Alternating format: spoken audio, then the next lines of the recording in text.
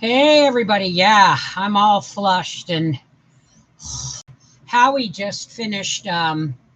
You can see over here, we've got these Magna screens. Now, I did this once before, and it's how the squirrel got in my house. But I will only have the patio door open when I'm in here.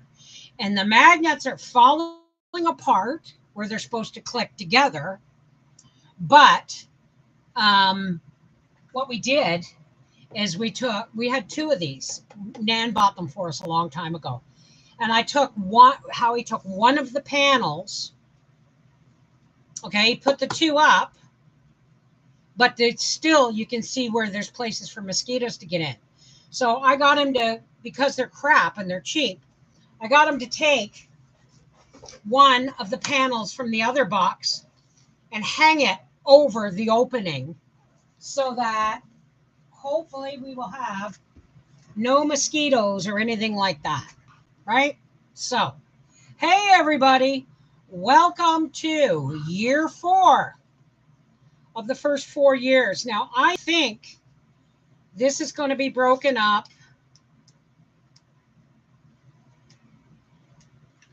I don't know, it's a long chapter, folks. Let's see.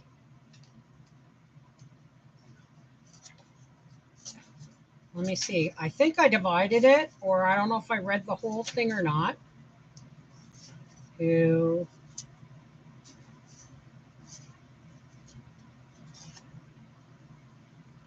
Okay, this will be 2.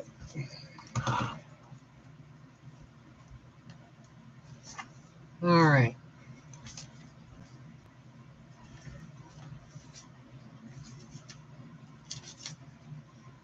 Okay, this is going to be done in 2, okay? And here we go. Chapter 4, Chapter 4, A Year of Grace. Fall plowing was begun, and soon as haying was finished, but work was too hard for Skip and Barnum to do, even with the help of the ponies. Trixie and Fly were small and could not pull with strength. They were intended only for riding. Fly objected strenuously at times, kicking savagely when her tugs were being hitched. Once, when Laura was helping Manny hitch the horses to the plow and keeping watch of Rose at the same time, she lost sight of Rose. Immediately, she stopped working with the harness and looking quickly around the yard said, "Manly, where's Rose?" And a little hand pulled away Fly's tail from her body on the opposite side of the 4 horses abreast. A little face showed between Fly and her tail, and Rose's little voice said, "Here I am."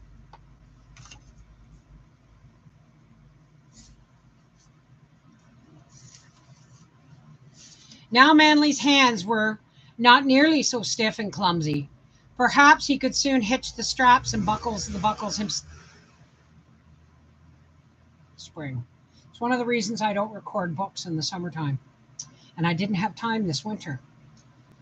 Perhaps he could soon hitch the straps and buckle the horses and buckle the buckles himself. The team was tired at night. Laura could hardly bear to see them at unhitching. Skip with his gray head hanging and Barnum's dancing feet so patiently still. Manly said he would have to get another team, for he wanted to break the 60 acres of sod and have the whole 160 ready to seed in the spring. "But the 3 years are up. Do you call this farming a success?" Laura objected. "Well, I don't know," Manly answered. "It's not been so bad. Of course, the crops have been mostly failures, but we have 4 cows now and some calves. We have 4 horses and the colts and machinery, and there are the sheep. If we could only get one crop, just one good crop, and we'd be all right. Let's try it one more year. Next year, maybe after a good crop year, and we're all fixed for farming now with no money to start anything else." It sounded reasonable as Manly put it. It's like a business, folks. You can't start a business, no matter how successful you know it's going to be, and expect it to be successful in the first year. You have to give a business a minimum of 5 years and 110% of your energy. and then decide. You can't decide in the first 5 years. It doesn't work that way. Because he's right. You got all your stuff that's front end loaded. If one good crop could pay everything off, they'd be fine. It sounded reasonable, as Manly put it. There didn't seem to be anything else they could do. But as for being all fixed, the $500 is still due on the house, worried Laura. Nothing paid on it. The binder was not yet paid for, and the interest payments were hard to make. See, this is where people got in trouble. They started mortgaging. But still, Manly might be right. This might be when their luck turned, and one good year would even things up. Manly bought 2 Durham oxen and had been broken to work. They should have sold Trixie and Fly to pay for the oxen. Who has time or money for riding horses? You've got team horses for driving and for plowing. Get rid of cut the fat, right? They were huge animals. King was red and weighed 2,000 pounds. Duke was red and white, spotted, and weighed 2,500 pounds. They were as gentle as cows and would make good hamburger. And Laura soon helped hitch them without any fear, but she fastened Rose in the house. While she did so, she fastened Rose in the house. In other words, she tied her to something.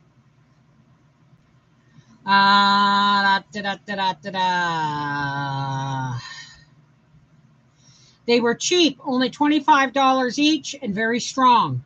Now Skip and Barnum took the pony's place and did the light work, while the cattle hitched beside them drew most of the load. The plowing was finished easily, and the breaking of the sod was done before the ground froze. It was late in doing so, for it was a warm, pleasant fall. The winter was usually free of bad blizzards, though the weather was very cold and there was snow. There was some snow. The house was snug and comfortable with the storm windows and doors and the hard coal heater in the front room, but he just loved spending money. You know what Manly wanted? Manly wanted a farm like his parents' farm in Malone, but he wanted it all at once.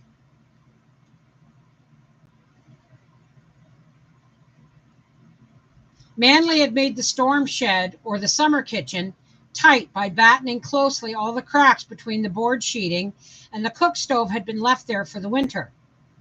The table had been put in its place in the front room between the pantry and the bedroom doors.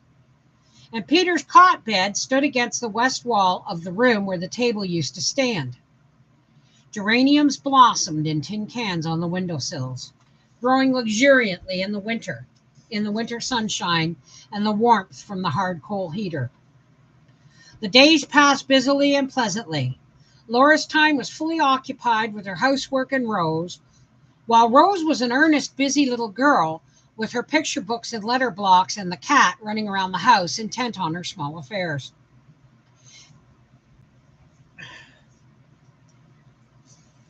Manly and Peter spent much of their time at the barn caring for the stock. The barn was long, from the first stalls where the horses and colts stood past the oxen, King and Duke, the cows and the young cattle, the snug corner where the chickens roosted, on into the sheep barn where the sheep all ran loose. It was no small job to clean out the barn and fill all the mangers with hay. Then there was the grain to feed to the horses, and they had to be brushed regularly, and all the animals must be watered once a day. Now remember, they had a problem with their oats and their wheat, and because they dried in, they never threshed them, they just cut them down. They dried in the milk, they scorched. So they just cut them down and left all the grain heads on to feed the stock, the straw, and the grain, the inferior grain heads. Leaving some of the wagon in, okay. On pleasant days, Manly and Peter hauled hay in from the stacks in the fields and fed the animals from that, leaving some on the wagon in the sheep yard for the sheep to help themselves. This was usually finished well before chore time, but one afternoon they were delayed in starting. Because the snowdrifts are deep, they were hauling hay with King and Duke, The oxen could go through deep snow more easily than horses, but they were slower and darkness came while Manly and Peter were still a mile from home. It had begun to snow, not a blizzard, but snow was falling thickly and in a slow, straight wind. There was no danger, but it was uncomfortable and annoying to be driving cattle, wallowing through the snow in pitch dark and the storm. They heard a wolf howl and another, and then several together. Wolves had not been doing any damage recently, and there were not so many left in the country, but still they were seen at times, and now and then they killed a stray yearling or tried to get into a flock of sheep. That sounds towards home and as though they were going in that direction, Manly said. Do you suppose they will go into the sheep yard? Not with Laura there, Peter answered, but Manly was not sure, so they tried to hurry faster on their way. At home, Laura was beginning to be anxious. Supper was nearly ready, but she knew Manly and Peter would do the night chores before they ate. They should have been home before now, and she wondered what could have happened. Rose had been given her supper and was sleeping soundly, but Nero, the big black dog, was uneasy. Now and then he raised his head and growled. Then Laura heard it, the howl of a wolf. Again, the wolf howled, and then several together, and after that, silence. Laura's heart stood still. Were the wolves coming to the sheep yard? She waited, listening, but could hear nothing but the swish of the snow against the windows. Or was that sheep bleating? Must she go to the sheep yard and see that they were all right? She hesitated and looked at Rose, but Rose was still asleep. She would be all right if left alone. When Laura put on her coat, hood, lighted the lantern, and taking it, and the dog with her, went out into the darkness and the storm. Quickly she went to the stable door, opened it, and reaching inside, secured the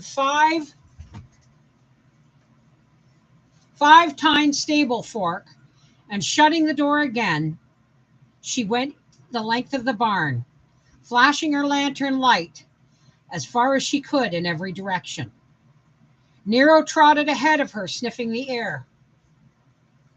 Around the sheep yard they went, but everything was quiet except for the sheep moving restlessly around inside. There was no sight nor sound of the wolves until, as Laura stood by the yard gate, listening for the last time before going back into the house, there came again the lone cry of a wolf. But it was much farther to the north than before. The wolves had gone by on the west, and all was well, though Nero growled low in his throat. Laura had known she was frightened until she was safely in the house. Then she found her knees trembling and sat down quickly. Rose was still asleep, and it was not long before Manly and Peter were there.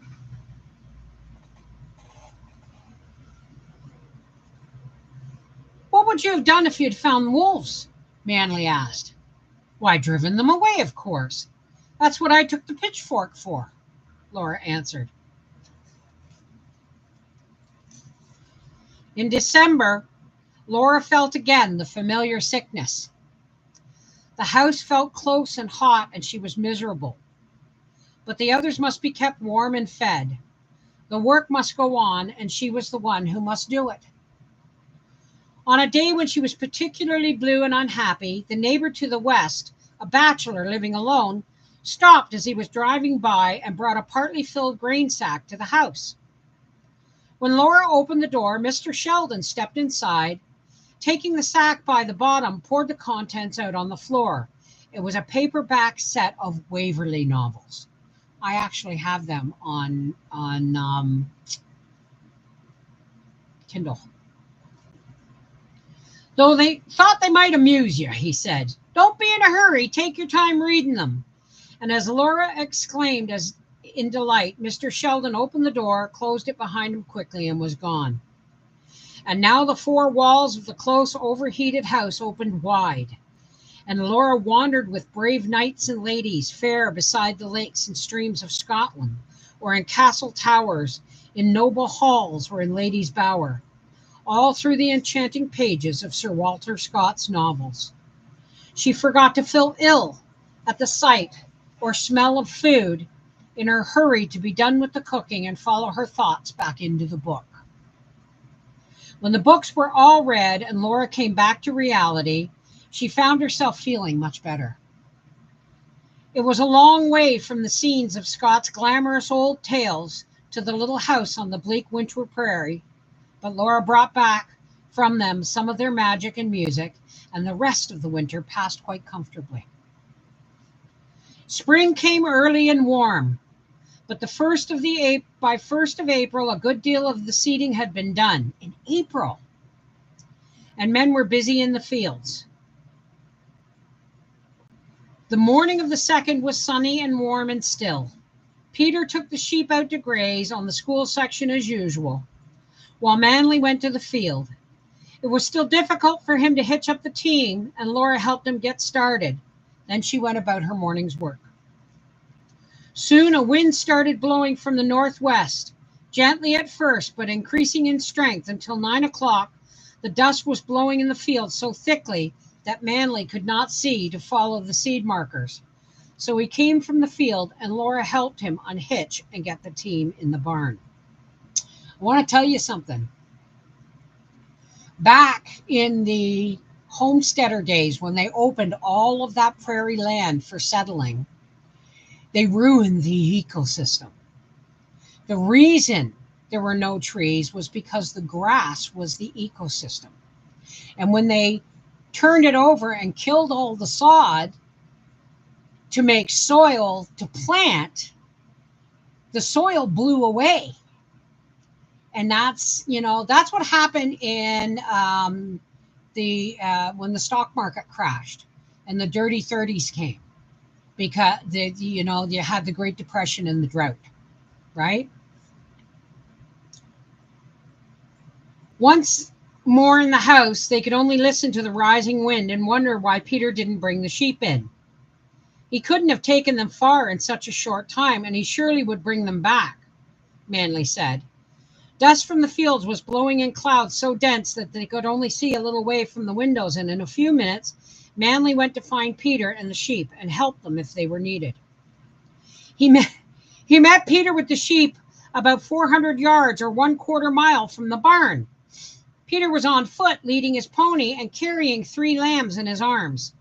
He and the dog were working the sheep toward their yard. The sheep could hardly go against the wind, but they had to face it to get home. They had not been sheared, and their fleeces were long and heavy.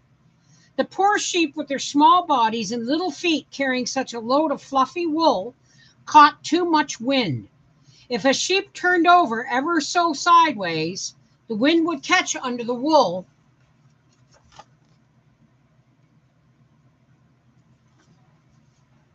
and lift the sheep from its feet and roll it over and over, sometimes 5 or 6 times before it would stop.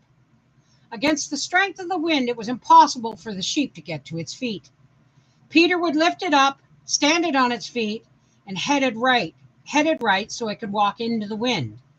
He was tired, and the sheepdog and pony were powerless to help, so it was time for Manly to be there. It took them both over an hour to get all the sheep the 400 yards and into the yard. After that, they all sat in the house and let the wind blow. Their ears were filled with the roar of it.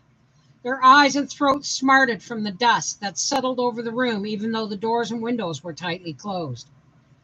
Just before noon, there came a knock at the door. When Manly opened it, a man stood on the step. "Just stopped to tell you your wheels are going round," he said, with a wave of his hand toward the barn, ran to his wagon, climbed in, and drove on down the road. His face was black with dust, and he was gone before they recognized the man as the man who had bought their homestead. Laura laughed hysterically. "Your wheels are going round," she said. "What does he mean?" She and Manly went into the kitchen and looked from the window toward the barn, and they knew. Between the house and the barn, the hay wagon with the big hay rack on it had been left standing. The wind had lifted it and turned it over and dropped it bottom side up. The wagon rested on the rack underneath, leaving the wheels free in the air. and every one of the four wheels was turning in the wind.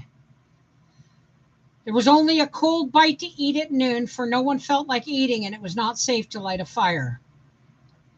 About 1 o'clock, Laura insisted that she could smell fire and that there must be a prairie fire near, but no smoke could be seen through the clouds of dust. Wind always rises with a fire, and on the prairie the wind many times blows strong enough to carry flame from fire to light grass ahead of the burning, so that fire travels faster than the grass burns. Once Manly and Peter had raced towards a fire trying to save a large haystack that stood between it and them. They ran their horses' heads up to the stack and jumped off just as a blown flame lit the opposite end of the haystack. Each had a wet grain sack to fight the fire. They scrambled up the stack and slid down the end, scraping the fire off and putting it out at the ground after it had burned back a little way from the end of the stack. They let it run down each side as a backfire, and the main fire raced on by and on, leaving the haystack with Manly and Peter and horses untouched. The horses had stood with their heads against the stack where they could breathe. The wind reached its peak about 2 o'clock and then slackened gradually, so slowly at first it was hardly noticeable, but it died away as the sun went down and was still. Rose lay asleep with her tired, dusty little face streaked with perspiration. Laura felt prostrated with exhaustion, and Manly and Peter walked like old men as they went out to the barn to see that the stock was all right for the night. Later, they learned that there had been a prairie fire during the 65-mile-an-hour wind, a terrible raging fire that hardly hesitated at fire breaks, for the wind tore flames loose and carried them far ahead of the burning grass. In the places the fire leaped, leaving unburned prairie, the flame going ahead and the flame blowing out the shower fire in the grass as a candle is blown out. Horses and barns with good fire breaks around them were burned. Stock was caught and burned. At one place, a new lumber wagon stood in a plowed field 100 yards from the grass. It was loaded with seed wheat, just as the owner had left it when he had gone from the field because of the wind. When he went back, there was nothing left of the wagon and its load except the wagon irons. Everything else had burned. There was no stopping such a fire and no fighting it in such a wind. It went across the country, leaving a blackened prairie behind it until it reached the river, and then the wind went down with the sun.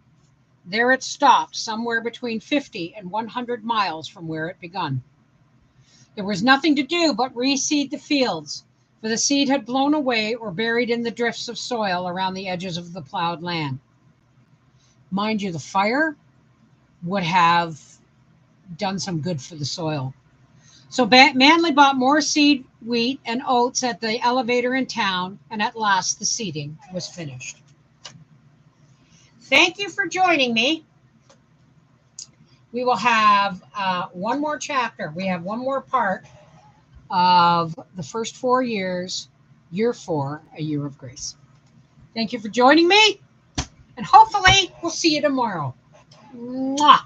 Take care. God bless.